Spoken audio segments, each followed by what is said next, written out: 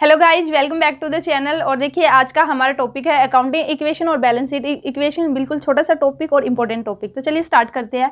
तो accounting equation या फिर बैलेंस शीट इक्वेशन, तो इसका मीनिंग क्या है बेसिकली, ठीक है। तो अकाउंटिंग इक्वेशन या फिर balance sheet equation denote the relationship between the assets, liabilities and the capital. ये इक्वेशन आपका किस किस के बीच में रिलेशनशिप है उसको बताती है, एसेट्स, लायबिलिटीज और कैपिटल के बीच में।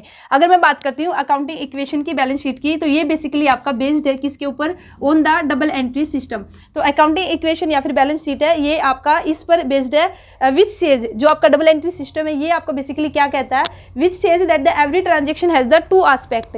हर एक ट्रांजेक्शन के आपके दो एस्पेक्ट रहेंगे, डेबिट और क्रेडिट, ठीक है। हर एक ट्रांजेक्शन के कितने एस्पेक्ट है, दो एस्पेक्ट आपके कौन से हैं, डेबिट और क्रेडिट, और इसी एस्पेक्ट पर आपका बेस्ड है अकाउंटिंग इक्वेशन। तो अगर मैं अकाउंटिंग की बात करती हूँ तो अकाउंटिंग इक्वेशन के अंदर हम इन्वॉल्व करते हैं एसेट्स को, लायबिलिटीज को और कैपिटल को। एसेट्स मीन्स आपकी टोटल इक्विटी की अगर हम बात करते हैं, लायबिलिटीज मीन्स आपका क्रेडिटर्स जो इक्विटी है, और इसी के साथ ही अगर मैं कैपिटल की बात करती हूँ तो ओनर्स इक्वेशन। तो basically accounting equation shows that the assets of a business है, ठीक है। तो जो आपकी अकाउंटिंग इक्वेशन होगी, तो अकाउंटिंग इक्वेशन बेसिकली आपकी क्या बताएगी, क्या दिखाती है कि ये दिखाती है कि assets of a business are always equal to the liabilities, ठीक है, एंड कैपिटल। तो जो एक बिजनेस की एसेट्स है वो हमेशा किसके इक्वल रहेगी, उसकी जो लायबिलिटीज है प्लस कैपिटल। तो अकाउंटिंग इक्वेशन की अगर मैं बात करती हूँ तो ओरिजिनल इक्वेशन आपकी ये बेसिकली अकाउंटिंग इक्वेशन आपकी क्या है कि एसेट्स, जो मैंने अभी भी आपको बताया, एसेट्स किसके इक्वल रहेगी, लायबिलिटीज प्लस कैपिटल के। तो ये हमारी ओरिजिनल इक्वेशन है। तो यहाँ से कई बार एमसीक्यू आपके आ रखे हैं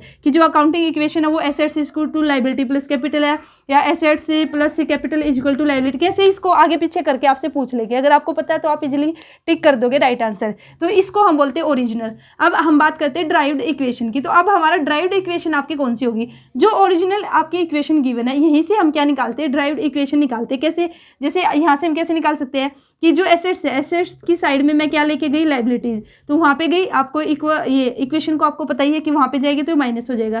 तो एसेट्स माइनस लायबिलिटीज आपका हो जाएगा। तो फिर हमारे क्या निकल के आएगा, ये किसके इक्वल निकल के आएगा, कैपिटल के इक्वल के। या फिर हम कर सकते हैं एसेट्स और लायबिलिटीज को मैं इसी साइड रखती हूँ और कैपिटल को इस साइड लेके आती हूँ, तो इस साइड आएगा तो अब कैपिटल माइनस में हो जाएगा और उधर हमारा क्या रह जाएगा, लायबिलिटीज। तो बेसिकली ये जो मैंने दो इक्वेशन निकाली है ये हमारी कौन सी इक्वेशन कहलाएगी, ड्राइव्ड इक्वेशन। तो क्वेश्चन यहाँ से पूछ सकते हैं कि ड्राइव्ड, ये ड्राइव्ड इक्वेशन है, इक्वेशन दे देंगे, पूछ लेंगे कि कौन सी इक्वेशन ड्राइव्ड है या कौन सी इक्वेशन आपकी ओरिजिनल इक्वेशन है। तो ये था बेसिकली आपका बिल्कुल सिंपल सा। इसी के साथ ही अगर मैं फॉर्मेट की बात कर देती हूँ, थोड़ा सा फॉर्मेट भी मैं आपको बता देती हूँ।